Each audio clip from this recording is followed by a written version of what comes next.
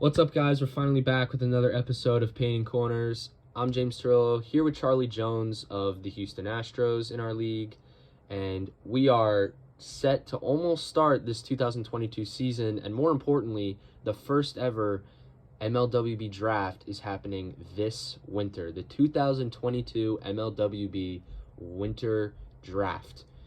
Charlie, you are picking third in this draft this year. What are your thoughts? Yeah, I am. I just think it's such an interesting thing, right? I mean, we have had multiple person teams in the past, and we've always had substitutes and all, but we've never had two players really get chemistry over a full season and be able to work together. So I think that going into a draft, which is something that has never been done in our league, is so interesting because it really makes you weigh the pros and cons of the players, and it really makes you weigh what your team needs. So I think this is going to be an interesting shakeup in the league. It's what the fans wanted, so you know they'll be into it. Yeah, I just think it's such a cool addition, and I am really excited because I think that this year, with a little bit extra firepower coming off the bat, maybe a championship run could be in the works. Could be. I'm not guaranteeing anything. Could be. We saw how that went last year. The Astros have made the playoffs 2 years in a row now. You were one win away from an AL pennant 2 years ago. I mean, the Astros they've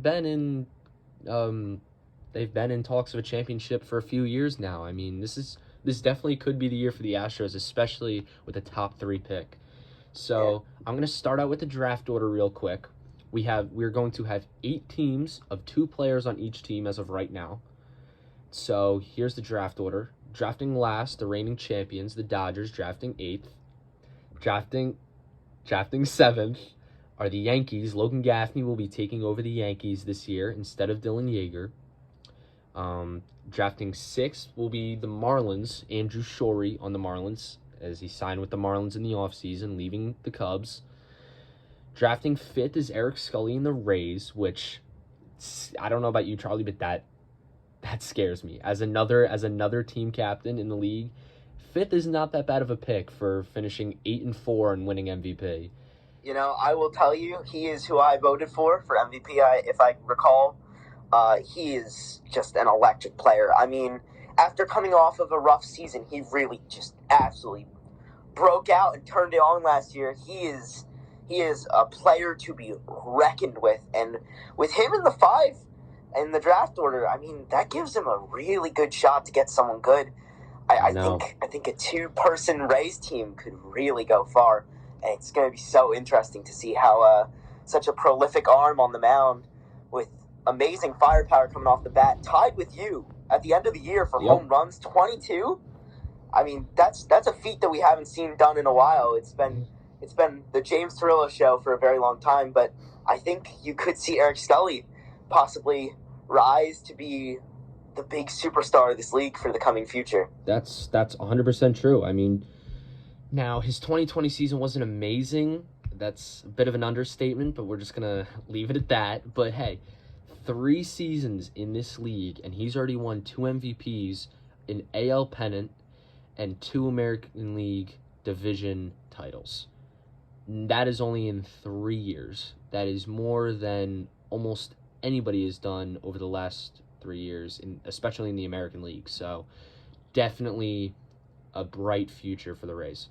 It also shows that it's going to be such an interesting place for these draft picks to want to go, because, I mean, there's a winning mentality in the Rays system. You see how determined they are. You see the concentration when they're on the field. So I think it's going to be a premier destination for these draft picks. And I think a lot of them are going to want to fall to that 5 spot. I don't want to follow the 5 spot, but who wouldn't want to be a teammate of Eric Scully, you know? Absolutely. And, I mean, the 5th pick that's still the middle of the draft. That's still in the middle of the draft order, or around the middle at least. So you could still be one of the better players in the draft and still go to a team like the Rays and Eric Scully, which is crazy. And that, from not even a commissioner's point of view, from another player's point of view, that is scary. Seeing the Rays with a decent pick, I should say, right there in the 5th spot. It's going to be a little scary. It definitely will be, because especially I think another great thing for the league overall is so much power is being brought in with these draft picks. Now, some are unproven, but I mean, these guys, they're hungry, they're ready to come into the league, and I think that's going to show, especially with the Rays, because I mean, who first of all, like I said, who wouldn't want to be with Eric Scully? Right. But also, when you're on a team who's gunning for a championship and you're in the 5th spot, there's still a lot of talent left there, and there's talent throughout this whole draft. So I think that that 5 spot for Eric Scully couldn't have gotten much better, especially with his results from last year throughout the playoffs. Definitely. So the Rays have the best pick out of the last 4 teams from last year. The last 4 teams from last year were the Cubs, Dodgers, Red Sox, and Rays. Out of those 4 teams, the Rays got the best pick, so they got pretty lucky there and still had a good 2021 season. So with the 4th pick now in the draft is the Royals, led by Zach Kinzel. This is only Zach Kinzel's 2nd year in the league. He started the Diamondbacks franchise last year, was traded to the Brewers mid-year, and now is signing with the Royals. The Royals haven't been in the MLWB since 2017.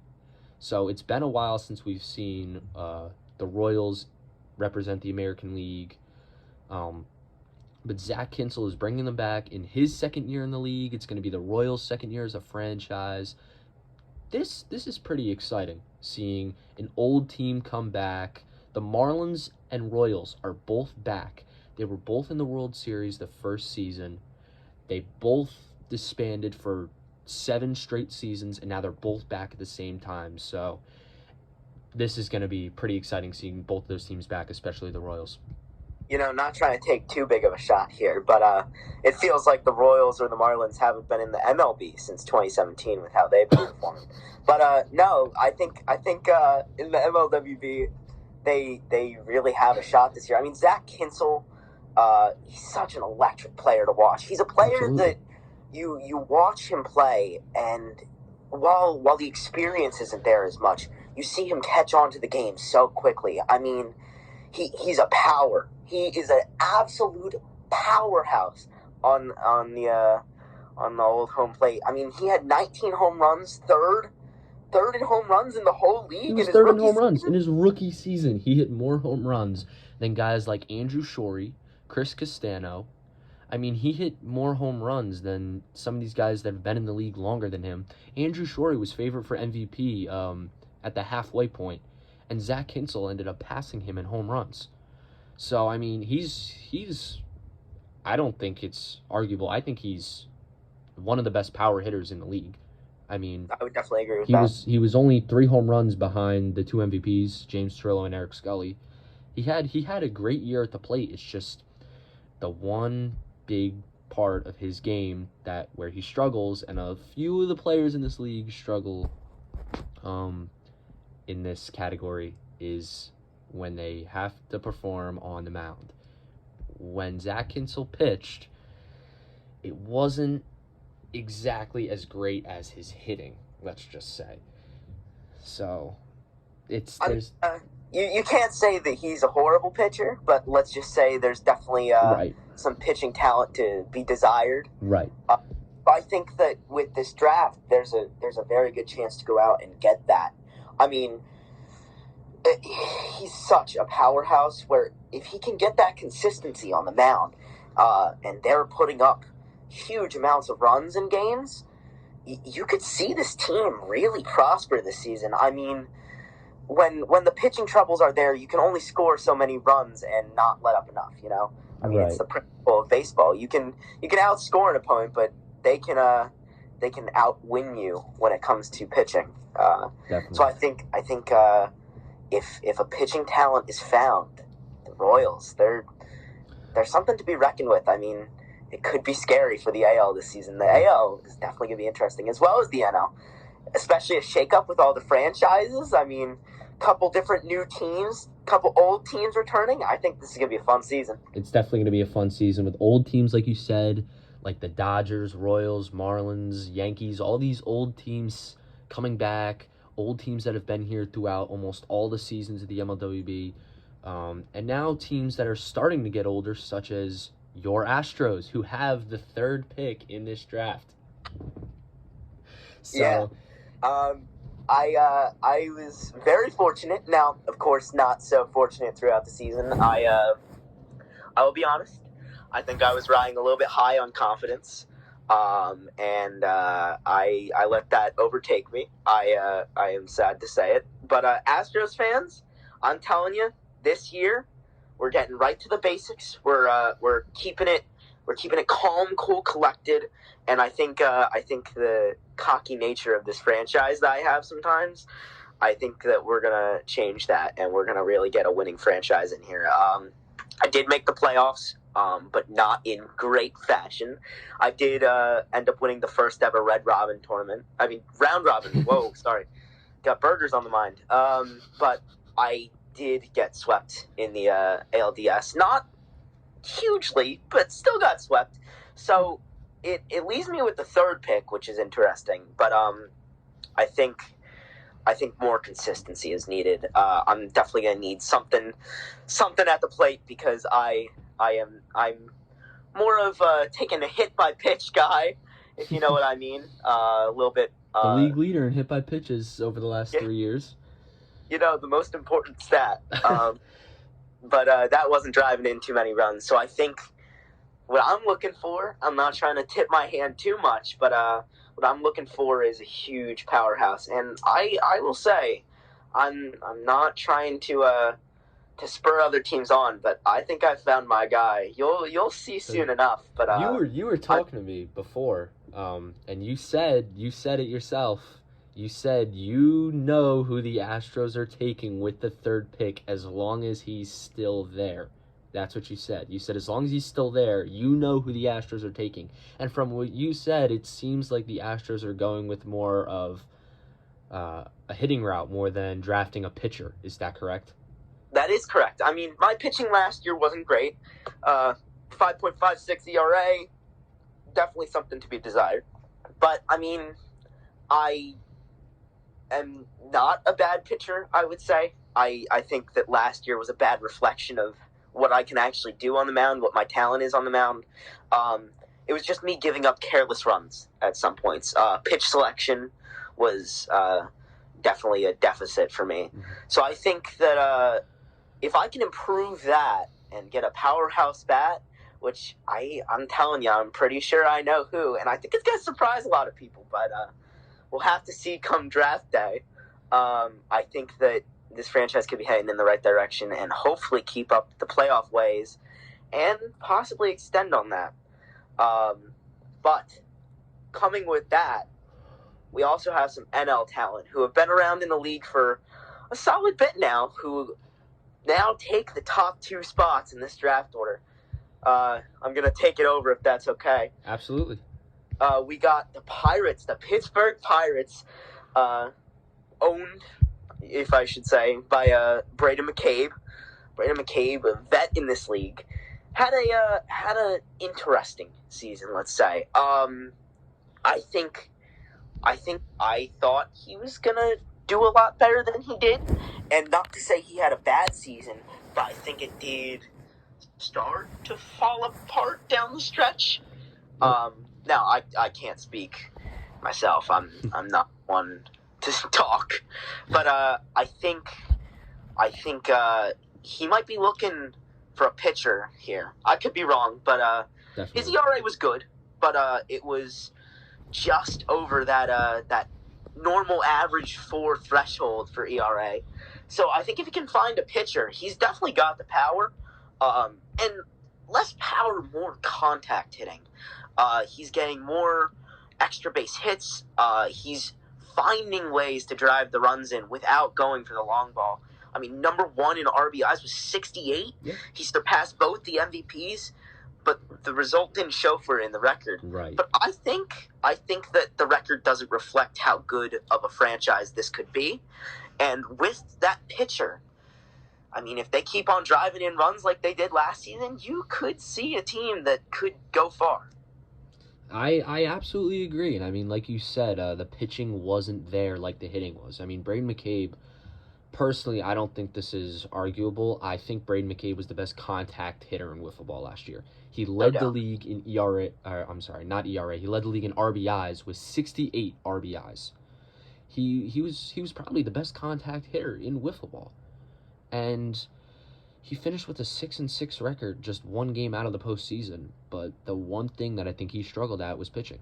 I mean, there were several games where, Braden McCabe would start, he'd go out there, and he wouldn't have a bad performance, but it wasn't good enough to give the Pirates the win. Like in their final game, not sure how many fans remember this, but if you truly follow this league, you will remember that in the last game of the regular season, Brewers-Pirates, both 6-5. Winner goes to the postseason. Winner gets the last spot. The Pirates led the game 3-1 until McCabe gave up 5 runs in the last 2 innings to lose the game. And that costed the Pirates their postseason spot. I mean, they hold on to that lead, and they're going to the playoffs. And who knows what can happen from there? You never know. I mean, anything can happen in the postseason. So the pitching definitely has to be there. The pitching has to be there, and this is why, like you said, I think it's a no-brainer for the Pirates to draft a pitcher rather than a hitter in this year's draft. I definitely agree with that, and I think an interesting point that could be made is that he's not a bad pitcher, right? He's a great starter, but maybe he's looking for someone who can possibly close out a game. Right. Maybe he's looking for a 2-man rotation on the mound. That could be an interesting thing. It's a strategy that, of course, we haven't seen because it's been one person to a team. Right. But I mean, with a 2-person rotation, with someone taking over those duties in the last couple of innings, able to pitch in the clutch, which seems that's where the problem has been. I mean, one game that I really track it back to, this is one that not many people are probably going to remember, but Brewers-Pirates was a game that I think most people expected Braden to win kind of outright. Not the last game of the season you're talking about? No, actually, it was actually close to the mid-season mark. This was earlier when Chase Schultz was on the Brewers still, before the trade, correct? Exactly. Chase Schultz Brewers, before he was traded to the Nationals. Braden put up 8 runs, and normally that's going to be enough to win it. But the pitching in the clutch was what did him in. I mean, he gave up 10 runs to, at that time, what I would like to say, slightly mediocre Brewers team. Right. Before duties were taken over by Zach Kinsel. I think definitely a lot was left to be desired in that game. And that could have been a turning point game. Right. I mean, if he wins that game, he's in the playoffs. He doesn't have to sweat it out in that last game against Zach Kinsel. So I think it's all really going to come down to pitching in the clutch. And I think that's definitely going to be what he's looking for in the draft. And speaking of the ex-captain of those Brewers, the number 1 spot in this draft is held by the Washington Nationals and Chase Schultz. And I mean, a lot of things could be done with this pick. It's interesting because Chase was a huge factor in the playoffs, no less than 2 years ago. And then last year, it all went downhill slightly. I mean, he played well, but he was towards the bottom in most stats. ERA, he was good in. That was the one stat he was prominent in. But the RBIs, that was a need. Home runs, there were none for the Chase Schultz-led Brewers. So I think a lot of things could be done with this pick, and I want to hear your thoughts on what you think. So we got an expansion team. Chase Schultz has been in the league for 3 seasons total in his career, but the Nationals are an expansion team, so him and whoever his teammate will be the Nationals, the first ever Nationals team. Chase Schultz in 2020 came back after missing 4 seasons. He was a part of the Nighthawks several years ago. That was just the 3rd MLWB season. He was part of the Nighthawks, and they almost made the World Series that year, and he didn't come back until the MLWB 7th season in 2020 when he joined the Brewers. That year, The Brewers were not led by anyone until Chase Schultz took them over. They were led by Dylan Yeager the year before in 2019. Dylan Yeager left for the Yankees, and Chase Schultz took the empty spot on the Brewers and came back for the first time in 4 seasons. Now, his stats weren't anything amazing. They weren't anything great, but he still led the Brewers to a winning record, 6-4, made the postseason. And then in 2021, came back, and I think people forget this part.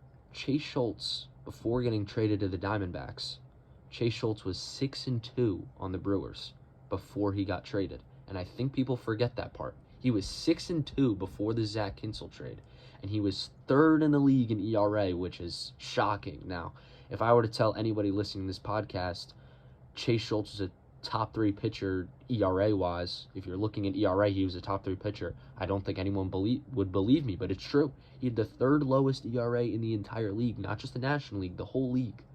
And I don't think people realize that. And he didn't have a bad year. There were definitely some more impressive games than others. There were games where he would shut out teams like you and the Astros on opening day. He shut you out. He shut out the Cubs.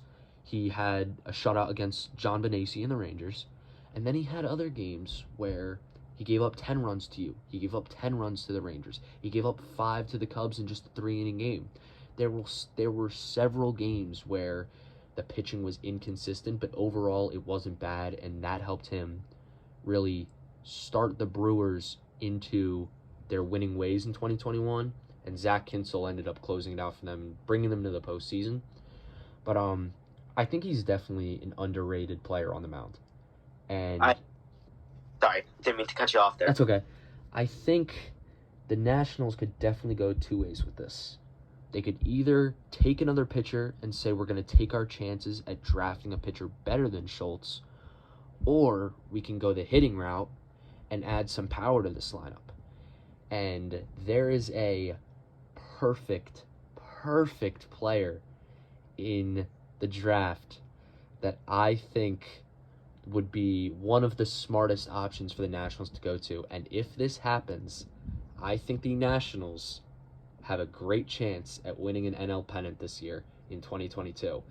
If the Nationals take Dylan Yeager with the 1st overall pick, the Nationals will be one of the best teams in the National League. Wow.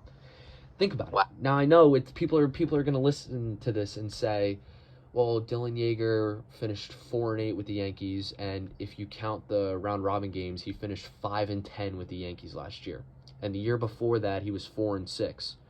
I mean, he made the World Series in 2020, but the Yankees weren't that good in the regular season. Dylan Yeager hasn't been that great record-wise. But you don't have to be great record-wise to be a good pitcher. Dylan Yeager was a pretty solid pitcher for the most part in 2021, and Chase Schultz doesn't have to start him on the mound. There were games where Yeager would go out there, and people forget about this game, but Yeager shut out the Dodgers and handed the Dodgers their first loss in 2 years in the beginning of the season. Shut them out, and people don't remember that. But the thing is, Dylan Yeager doesn't have to start on the mound if Chase Schultz wants to take it. Or, like you were saying before, we could see some new strategies this year with teams of 2, where one guy starts, one guy takes the next 2 or 3 innings to close the game out.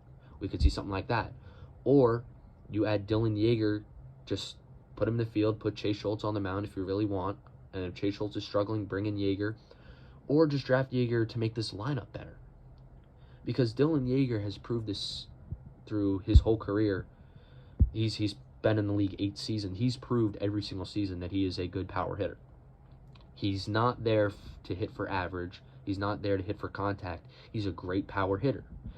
And I think the thing that damaged the most was that we played teams of 1 for the last few years. And if you're a power hitter, you need to hit home runs to score.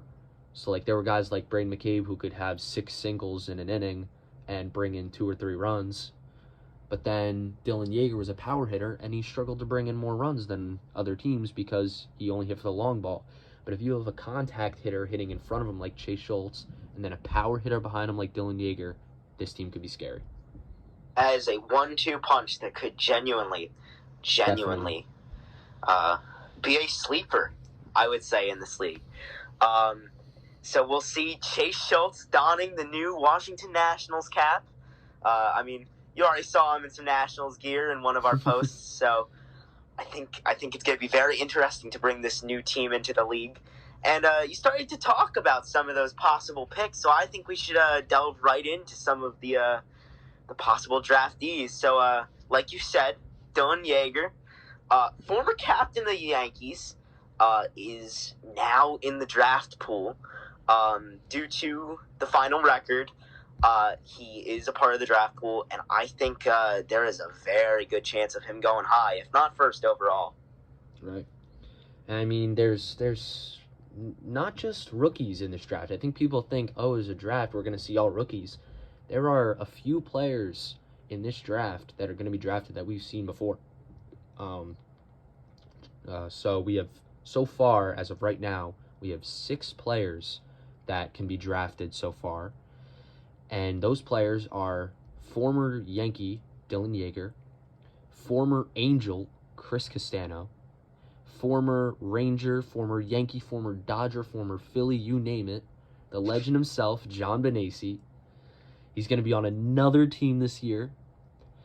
We're going to have Aiden Woodhead hopefully returning, a former Red Sox. He was a Red Sox the last time they won the championship in 2019, the 2019 spring season. He was the last player to win the World Series before the Dodgers, so that is definitely going to be interesting to see where he gets taken, but he also hasn't played in 3 years. More than that, really. So it's going to be interesting to see if a team says, hey, this is a great player, let's take him. Don't worry about him not playing in a while. Let's take him right now. He has a lot of talent. He's a great player. Or they could say, he hasn't played in a while. Do you want to take the chance on him? So, as a person that's drafting third, Charlie, what are your thoughts on Aiden Woodhead coming back? Are you one of the guys that says, I'm going to overlook him because I've never seen him play? Or are you going to be one of the guys that says, he's a great talent, let's draft him right now? What are your thoughts on that? All right, so I will say I've never played Aiden Woodhead, although his team was in my conference. I don't know much about his skills, and I think that's going to be the same with a lot of the fans and a lot of the team captains here.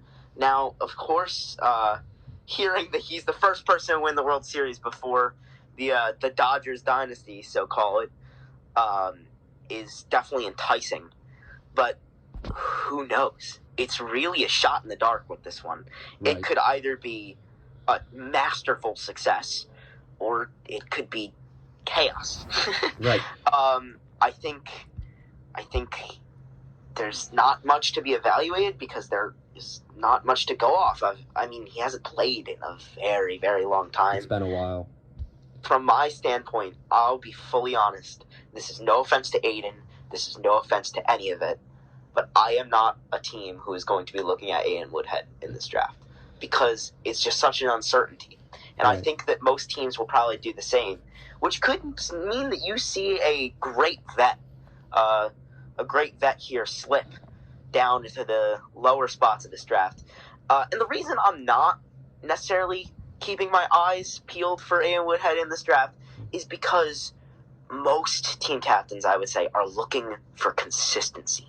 Most team captains are looking for that missing piece, and it depends on what they see their missing piece to be, but I see mine to be a powerhouse bet, and I don't really know his skills. So going into that, how can I draft in right conscious a player that I don't know what he can do? He could put up 40 home runs in a year, great, but if I take that shot and he ends up not being the player that we really don't know, it could be strange. So I think you're going to see him slip a little bit. But that's not to say he isn't a good player. And I think, dare say it, he could be a really great underrated player in this draft. Now, I will say he is not my steal of this draft. My steal for this draft, and yeah, now I'm getting into the superlatives, is a player that hasn't been named yet. A player who has not played a game of wiffle ball in his life. I have a feeling I know what this is going to be. Are you sure? Because I'm going to say my steal is Cody Pearson. Cody Pearson is an absolute speed demon. He is incredibly fast. Now, you might think, how is that going to help a team? How can that really help a team? But if he really can turn out to be a great contact hitter, he's going to be getting to first most of the time. Absolutely. You could see him zoom around the base pass. You could see someone hitting a double and him scoring from first. You can see him easily. When he's in scoring position, he's coming home most of the time. And I think that aspect is going to be huge. Now, the part of his game coming into his first ever season and really his first experience to wiffle ball, I think is going to need to be walks. If he can make sure to have a great eye at the plate and make sure that he's taking walks and getting on base overall, it could be huge. If his OBP is high, you could see this be a huge steal in this draft. A player that's kind of going very under the radar because no one knows what he can do in this sport. I mean, we know he's a star in football. We know he's an insanely talented soccer player. So could he bring those speedy talents over to wiffle ball is what I'm thinking. Now, I want to hear about who your steal is of this draft. So, I have said many positive things about this player in the past. It is a player that has already played, and I'm not talking about Dylan Yeager or John, honestly. I'm not. Now, John's a great player. John is a great player, but I'm talking about another person that is a steal, and you know who I'm talking about. I know exactly who you're talking about. I'm talking about Chris Castano. And Dylan Yeager and John, don't get me wrong, they're both phenomenal players. But in this case, I think Chris Castano, at this point, is a very underrated hitter. Chris Castano has not been amazing on the mound, and I think that's an understatement. Chris Castano has given up over 20 runs multiple times in his career in a single start. So, I mean, on the mound, he's not great. But if you are a team that says, I'm not looking for a pitcher, like, there are several teams that don't need to look for a pitcher, such as maybe the Nationals, your Astros maybe, the Rays, the Marlins, teams like those could possibly be looking at a player like Chris Castano. Chris Castano, now, people don't really look at the stats as much as they should. Chris Castano was a rookie in 2020, and he was third in home runs that year, but nobody talks about it. Chris Castano was fifth in home runs in 2021. Nobody talks about it. People only talk about his poor records over the last 2 years with the Angels, because the Angels as a team overall have not been good. They didn't make the playoffs in either year they were in the league, but Chris Castano is still a great hitter. Like, this game that I'm going to bring up is a perfect example of what I mean when Chris Castano is an underrated hitter. Let's go back to 2020. Chris Castano on the Angels is playing the Phillies in a one-on-one game against future Hall of Famer, if you will, Tyler Wagner. Now, Tyler Wagner, phenomenal player, always a great pitcher, great hitter, great all-around player. Unfortunately, he retired after 2020, moved to Tennessee with his brother Dylan. But Chris, that game, lost the game 19-9. And all people talk about in that game is that Tyler Wagner hit 9 home runs. It's tied for the record for the most home runs in a single game. He had 19 RBIs in one game. Every inning, he hit a home run. But nobody talks about how that game, Chris Castano also had 4 home runs and 9 RBIs against one of the best pitchers in wiffle ball. Now, I know that's just one game, but that one game was one of the first games Castano played in. And after that, he's still been a great hitter, but nobody wants to talk about it because of his lack of success on the mound. And I am telling you, Charlie, you have the 3rd pick. You're looking for a hitter, not necessarily Chris, just you're looking for a hitter.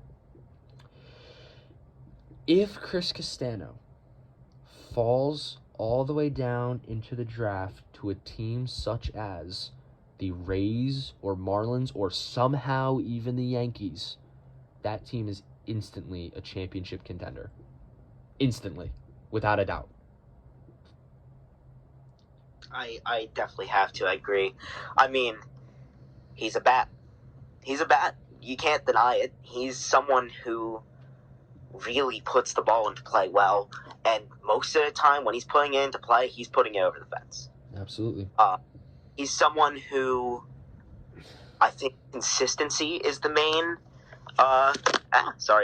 consistency the main deficit of his game. I think if he can improve on making sure he's putting up big amounts of runs every game, he could be a prime draft pick, especially for a team who's looking for a power bat.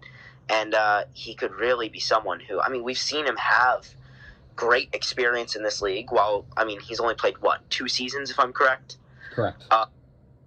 He's someone who definitely has, in my opinion, pretty good discipline when it comes to hitting. And while pitching isn't his strong suit as much, his pitch selection is actually surprisingly good. I think it could definitely be an interesting pick for these teams going into this first ever MLWB draft.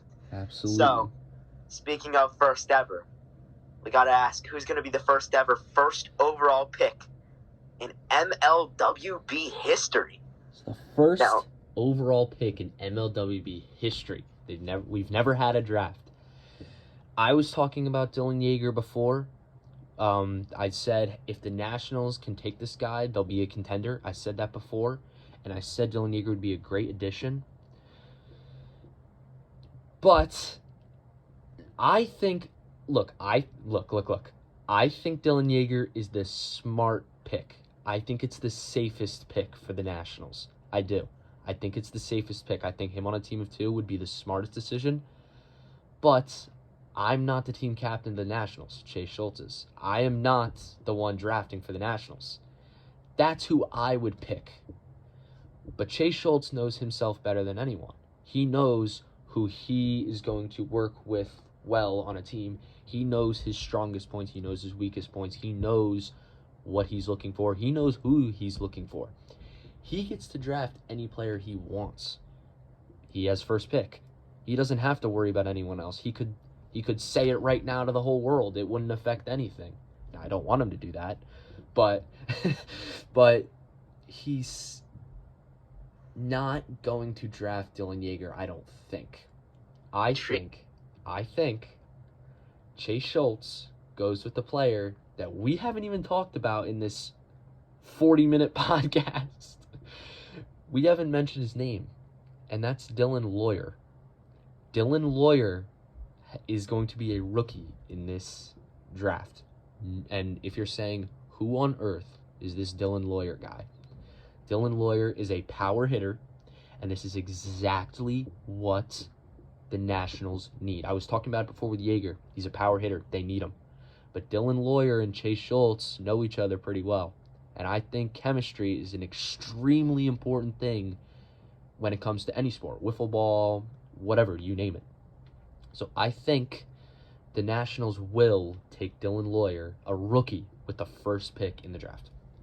That would certainly be a headline. It would. The first overall pick being a rookie, someone who does not necessarily have the experience of some of the vets in this draft. And just to speak a little bit on Dylan Lawyer, he is a tower of a man. He is 6 foot tall. If I'm correct, yes, 6 foot tall, 6'1". Something he like that. Is massive. Now, compared to me, he's massive. Compared to you guys, I would say he's definitely a little bit less tall to you guys than he is to me.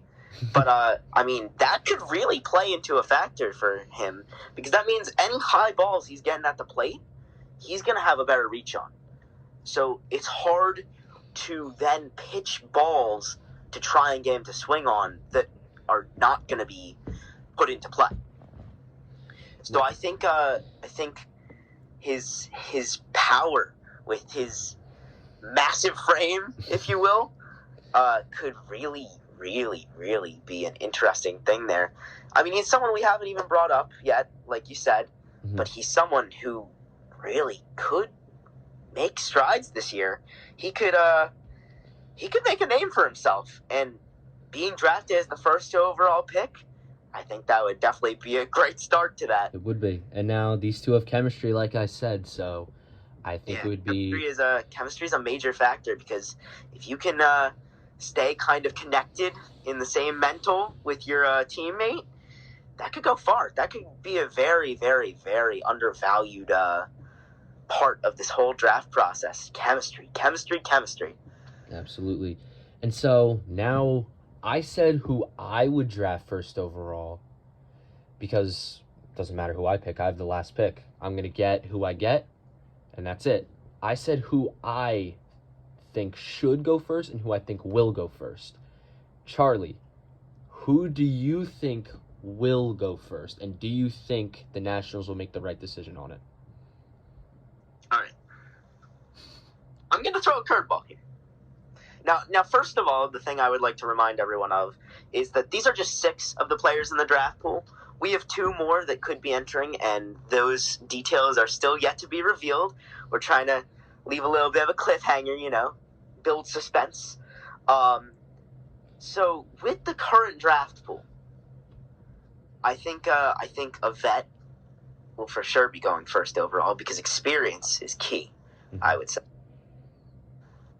I think there's a lot to be desired for the Nationals here. And I think a lot of those hopes could be fulfilled with Chris Castano. Wow. You were speaking of him. I said he's my sleeper. He is your sleeper. But I don't think he's going to fall too far.